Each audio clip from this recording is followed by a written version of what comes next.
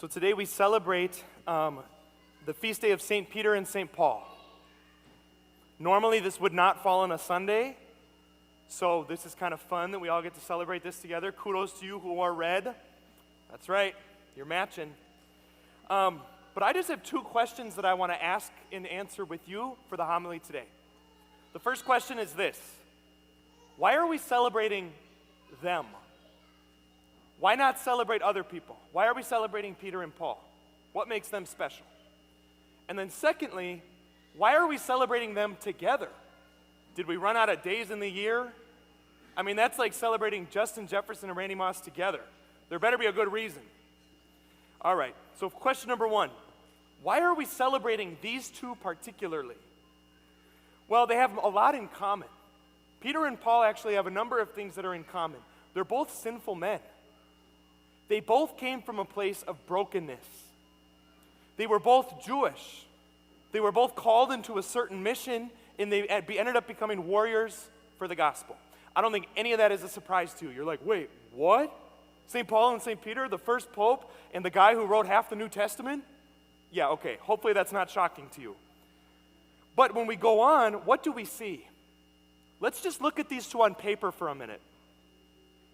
Peter was a stocky fisherman. They did DNA samples on his bones. He was a stocky fisherman from Galilee, uneducated and had a temper. And he was called into the greatest mission ever to be with Jesus, and he stabbed his best friend in the back.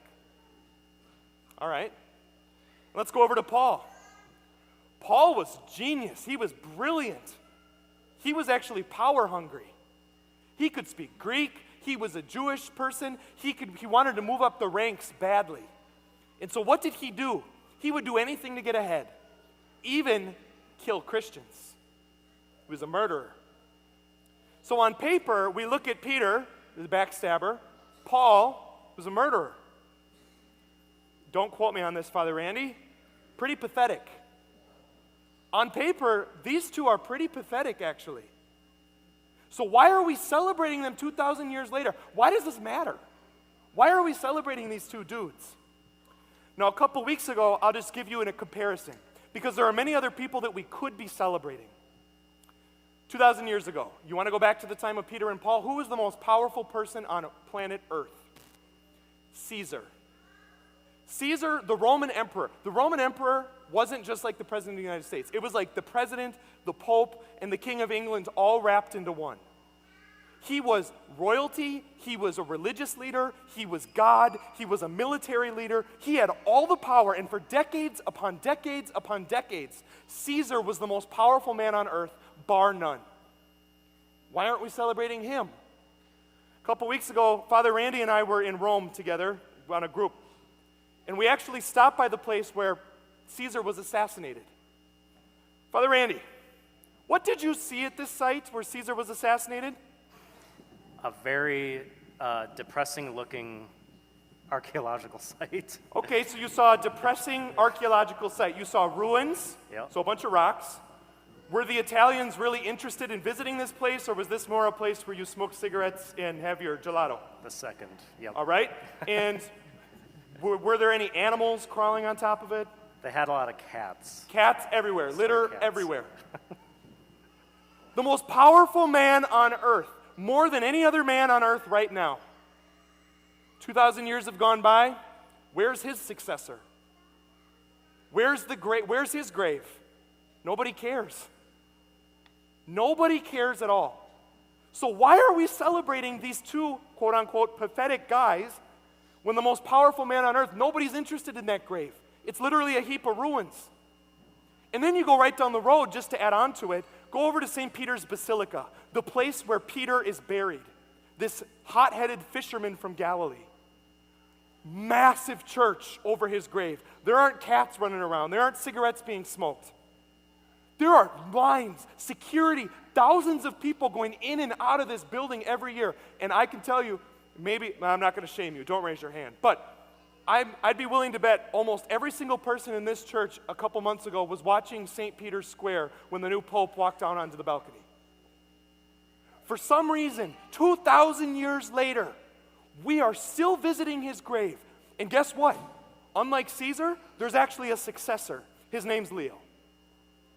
Same thing with Paul. We visited his church as well. People are flocking to their graves. So why? Why are we celebrating those two? I'll tell you. They were great because they gave their life to God. You want to do something great in your life? Give your life to God. I mean, you and I could try to do this on our own effort. Ask Caesar how that went 2,000 years later. But when you, even if you're broken like Peter, broken like Paul, bingo, you've got Peter and Paul up here in modern day, broken. But God wants to do something amazing with you. If you're a parent, if you're a grandparent, if you're a child, He wants to do something amazing with you. Give your life to Him, even in spite of your weaknesses. And like Peter and Paul, He can change the entire planet. You want to be remembered, you want to be great, give your life to God. So, why do we celebrate them? Because of their love for God. They changed the world. And the second question we asked today, why are we celebrating them together? Why are they together? Now, we just said that they have many things in common. Peter and Paul had a lot in common, but the reason why we celebrate them on the same day is not because of what they had in common, it's actually what they were different. Let me say that again. The reason we're celebrating them on the same day is because of what made them different. Here's what I mean. Peter, the first pope, he was known, they both preached to everyone. They both told Jesus' story to everyone. But Peter particularly went to the Jewish people. He went to the religious people at the time, and he said, hey, you know that Messiah that you've been waiting for? You know the God that made the entire earth? Bingo! There he is. That was Peter's message. He was bringing it to people that were already religious. Paul, on the other hand, he went out, and he wasn't necessarily going to the religious people of the time. He was going to the people, as we would call them today, agnostics. Whatever, man. Okay, they went to people that they weren't Jewish.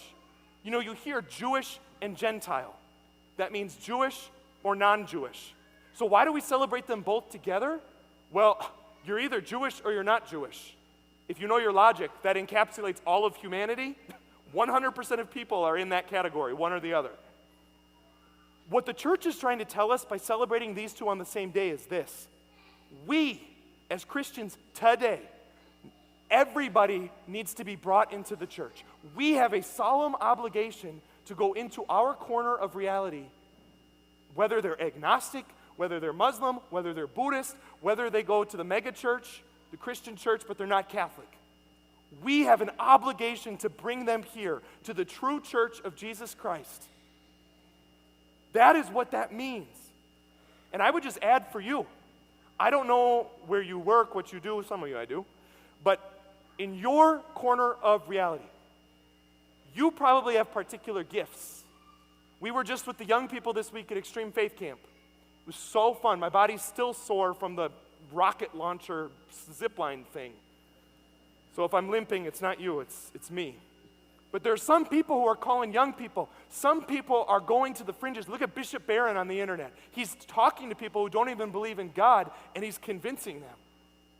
And then you have people, the Christians, they believe in the Bible, they believe in Jesus, but they don't believe in His church. All of those people, every single human being on earth, all 8 point whatever billion, belong in the Catholic Church. That is God's will.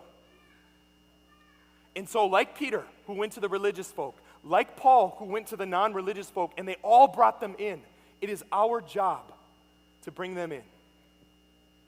The church is making a statement here.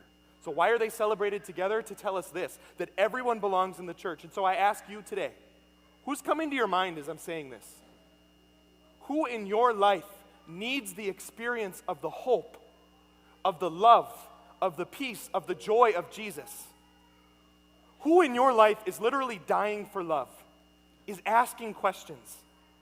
Perhaps you are the person that needs to invite them. And what gifts has God given you, like Peter and Paul? Whatever end of the spectrum they're on, whatever part of the wide gamut of humanity they're on, they belong right here in the love of God. Last thing I'm going to say. Peter and Paul got this right. When you meet someone who disagrees with you, that person is not the enemy. That person's the goal. When you come across someone who has different beliefs than you, different ideologies than you, different whatever, that person is not an obstacle to you. That's the prize that you're trying to win. I want that person to know the love of God and be fully in his church. That's what we're about. And so today, on this feast of Peter and Paul, why are we celebrating them? They're weak and broken. Didn't do it on their own, they're kind of pathetic. But with God, you become great. That's why we're celebrating them. And then secondly, why are we celebrating them together? The church is telling us every single soul on this planet belongs in the Catholic Church. And we need to go out and invite them into the love of God. My brothers and sisters, that's our mission. We ask for Peter and Paul to help us in that mission.